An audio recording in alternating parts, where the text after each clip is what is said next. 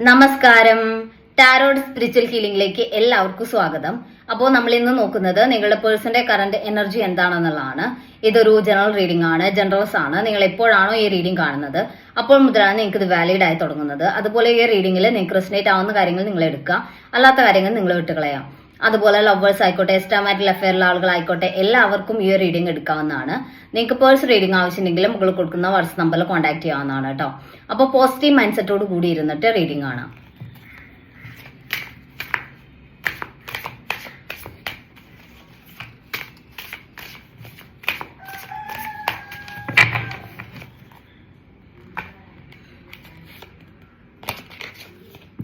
Eight of pentacles എനർജിയാണ് ഇവിടെ. ഈ റിലേഷനിൽ നിന്നും നിങ്ങളുടെ പേഴ്സൺ അകന്ന് നിൽക്കുന്നുണ്ടെങ്കിലും നിങ്ങൾ ഈ റിലേഷൻ ഒരിക്കലും വിട്ടുകളയാൻ തയ്യാറല്ലാതെ നിൽക്കുന്ന ഒരു സിറ്റുവേഷൻ ആണ് കാണിക്കുന്നത്. നിങ്ങൾക്ക് ഈ റിലേഷൻ വേണം, ഈ റിലേഷൻ കണ്ടിന്യൂ ചെയ്യണം എന്നുള്ള രീതിയിൽ നിങ്ങൾ അത്രയും സ്ട്രോങ് ആയിട്ട്, അത്രയും ആത്മാർത്ഥമായിട്ട് ഈ റിലേഷനെ നിങ്ങളുടെ ലൈഫിലോട്ട് ചേർത്ത് നിർത്തുന്നു എന്നുള്ളതാണ് കാണിക്കുന്നത് കേട്ടോ. ഫോർ ഓഫ് സോഡ്സ് എനർജിയാണ് ഇവിടെ. നിങ്ങൾ തമ്മിൽ അകന്ന് നിൽക്കുന്ന സിറ്റുവേഷൻ ആണെങ്കിൽ നിങ്ങളുടെ പേഴ്സൺ അത്രയും വിഷമിക്കുന്നുണ്ട്. അവരിപ്പം ഒരാളോടും കോണ്ടാക്ട് ഇല്ലാതെ, ഇപ്പൊ നിങ്ങൾ ഒരു നോ കോണ്ടാക്ട് സിറ്റുവേഷൻ ആണെങ്കിൽ അവര് പുറത്തു പോവാതെ, മറ്റുള്ളവരുമായിട്ട് മിങ്കിൾ ചെയ്യാതെ അകന്ന് നിൽക്കുന്ന സിറ്റുവേഷൻ കാണിക്കുന്നത്. അവർക്ക് സത്യം പറഞ്ഞാൽ നിങ്ങൾ തമ്മിലുള്ള റിലേഷനിൽ നിങ്ങൾ തമ്മിലുള്ള വഴക്കോ പ്രശ്നങ്ങളോ ഉണ്ടായിട്ടുണ്ടെങ്കിൽ അതിൽ ഭയങ്കരമായിട്ടൊരു ഹാർട്ട് ബ്രേക്ക് സിറ്റുവേഷൻ വന്നിട്ടുണ്ട്. അത്രയും വേദന അവർക്കുണ്ട്, മനസ്സിന് വിഷമം ഉണ്ടാവുന്ന രീതിയിൽ സിറ്റുവേഷൻസ് ഉണ്ടായിട്ടുണ്ട്. അല്ലെങ്കിൽ അവരുടെ മനസ്സിന് അത്രയും നിങ്ങൾ തമ്മിൽ അങ്ങോട്ടും ഇങ്ങോട്ടും വഴക്ക് പറഞ്ഞ സമയത്ത്, അല്ലെങ്കിൽ രണ്ടുപേരും അങ്ങോട്ടും ഇങ്ങോട്ടും വാക്ക് തർക്കം ഉണ്ടായ സമയത്ത് ഉണ്ടായിട്ടുള്ള വാക്കുകളുടെ ആ ഒരു പെയിൻ, ആ ഒരു വാക്കുകൾ അവരുടെ മനസ്സിനെ ഏൽപ്പിച്ച വേദന ഭയങ്കരമാണ് എന്നാണ് കാണിക്കുന്നത് കേട്ടോ. ക്യൂൻ ഓഫ് പെന്റിക്കിൾസ് എനർജിയാണ്. ചിലപ്പം നിങ്ങളുടെ പേഴ്സൺ കുറച്ച് ഫിനാൻഷ്യൽ കാര്യങ്ങളോട്ട് അല്ലെങ്കിൽ കരിയറിലോട്ടോ ഒക്കെ കൂടുതൽ ഫോക്കസ് കൊടുത്തിട്ടുണ്ടായിരിക്കാം. അപ്പോൾ രണ്ടുപേരും തമ്മിൽ ചിലപ്പോൾ അവൈലബിൾ ആവുന്നില്ല, എപ്പോഴും റിലേഷന് വേണ്ടിയിട്ടൊന്നും ചെയ്യുന്നില്ല എന്നുള്ള രീതിയിലായിരിക്കും ഇങ്ങനെ ഒരു പ്രശ്നം വന്നിട്ടുണ്ടാവുക. അങ്ങനെയാണെങ്കിൽ നിങ്ങളുടെ പേഴ്സണ് സത്യം പറഞ്ഞാൽ അവര് മനഃപൂർവ്വം ഈ റിലേഷനിൽ ഡിസ്റ്റൻസ് ഇട്ടതല്ല, അവരവരുടെ ലൈഫിലെ സക്സസിലോട്ട് കുറച്ച് ഫോക്കസ് ചെയ്തു എന്ന് മാത്രം. എന്ന് കരുതി നിങ്ങളെ വേണ്ടെന്നോ അല്ലെങ്കിൽ റിലേഷൻ മുന്നോട്ട് കൊണ്ടുപോകണ്ട എന്നുള്ള ചിന്തയൊന്നും അവർക്കില്ല. റിലേഷൻ വേണം തന്നെയാണ്, അവർ നിങ്ങളെ സ്നേഹിക്കുന്നുണ്ട്. പക്ഷേ അങ്ങനെ ഒരു ഡിസ്റ്റൻസ് അവർക്ക് ഇടേണ്ടി വന്നു.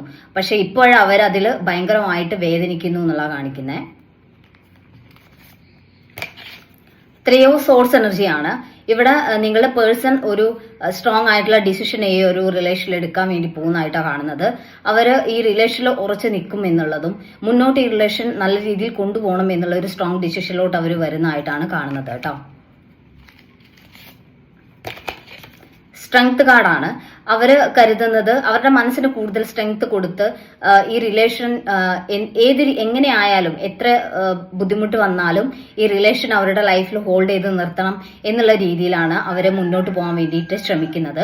ഈ റിലേഷന്റെ കാര്യത്തിൽ അവര് ഒരു സ്ട്രോങ് ഡിസിഷൻ എടുക്കുകയും ഈ റിലേഷനിൽ അവര് ഉറച്ചു നിൽക്കുകയും ചെയ്യുന്നതായിട്ടാണ് കാണുന്നത്.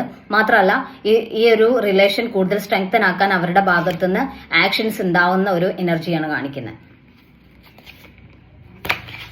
സിക്സ് ഓഫ് വാൺസ് എനർജിയാണ് ഇവിടെ. ഒരു റീയൂണിയൻ ഉണ്ടാവാൻ പോകുന്നതായിട്ട്, അല്ലെങ്കിൽ ഈ ഒരു റിലേഷൻ ഇപ്പം ഇങ്ങനെ ഈ ഒരു ഇഷ്യൂസ് ഒക്കെ നടന്നിരിക്കുകയാണ്.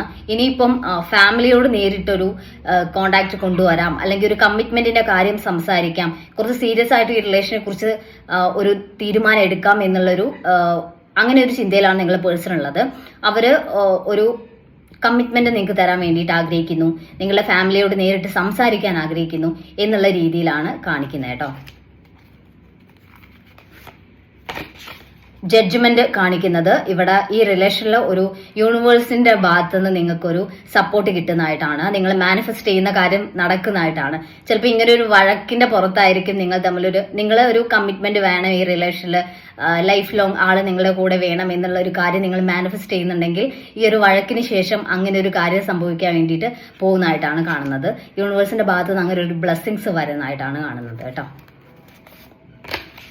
ഏസ് ഓഫ് കപ്സ് എനർജിയാണ് ഇവിടെ. എന്തൊക്കെ പ്രശ്നങ്ങൾ ഉണ്ടെങ്കിലും നിങ്ങളുടെ പേഴ്സൺ അത്രയും ആത്മാർത്ഥമായിട്ടും സത്യസന്ധമായിട്ടും നിങ്ങളെ പ്രണയിക്കുന്നു എന്നുള്ളതാണ്. അത്രയും സ്നേഹം അവർക്ക് നിങ്ങളോടുണ്ട്. നിങ്ങളോടുള്ള സ്നേഹം എന്ന് പറയുന്നത് അൺകണ്ടീഷണൽ ആണ്. യാതൊരു കണ്ടീഷൻസും ഇല്ലാതെ അത്രയും ഡീപ്പായിട്ട് അവർ നിങ്ങളെ സ്നേഹിക്കുന്നു എന്നുള്ളതാണ്.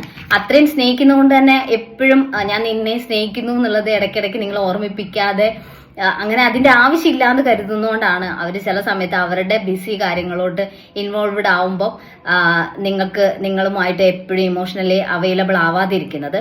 പക്ഷെ നിങ്ങൾക്കത് ബുദ്ധിമുട്ടായി അല്ലെങ്കിൽ നിങ്ങളെ അത് ഹേർട്ട് ചെയ്തു എന്നുള്ളത് കൊണ്ട് തന്നെ അവരൊരു സ്ട്രോങ് ഡിസിഷൻ എടുക്കുന്നതായിട്ടാണ് കാണുന്നത് കേട്ടോ. അപ്പോൾ നമുക്ക് കുറച്ച് ഏഞ്ചൽസിന്റെ മെസ്സേജ് കൂടി നോക്കാം.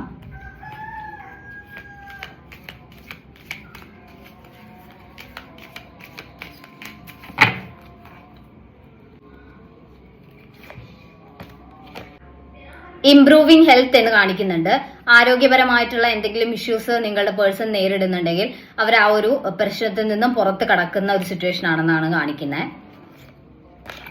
ലെറ്റ് ഗോ എന്ന് കാണിക്കുന്നുണ്ട്. നിങ്ങൾ തമ്മിൽ വഴക്കിട്ട് നിൽക്കുവാണെങ്കിൽ നിങ്ങൾ ആ ഒരു പ്രശ്നത്തിലോട്ട് ഫോക്കസ്ഡ് ആവാതെ, അല്ലെങ്കിൽ എന്താണ് നിങ്ങൾ തമ്മിലുള്ള വഴക്ക്, ആള് എന്നെ ഇങ്ങനെ ചെയ്തു അല്ലെങ്കിൽ എന്നോട് ഇങ്ങനെ പറഞ്ഞു എന്നുള്ള ആ വിഷയത്തിലോട്ട്, ആ നെഗറ്റിവിറ്റിയിലോട്ട് ഫോക്കസ്ഡ് ആവാതെ ലെറ്റ് ഗോ ചെയ്ത് വിടുക. ഇവിടെ നിങ്ങളുടെ റിലേഷനിൽ ഒരു ഡിസിഷൻ എടുക്കാൻ നിങ്ങൾ യൂണിവേഴ്സിന് അനുവാദം കൊടുക്കുക.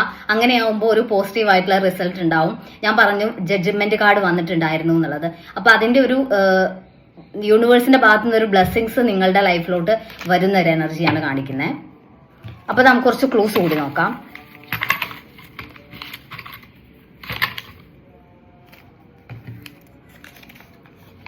ജൂൺ, മകം, ഭരണി, 1990,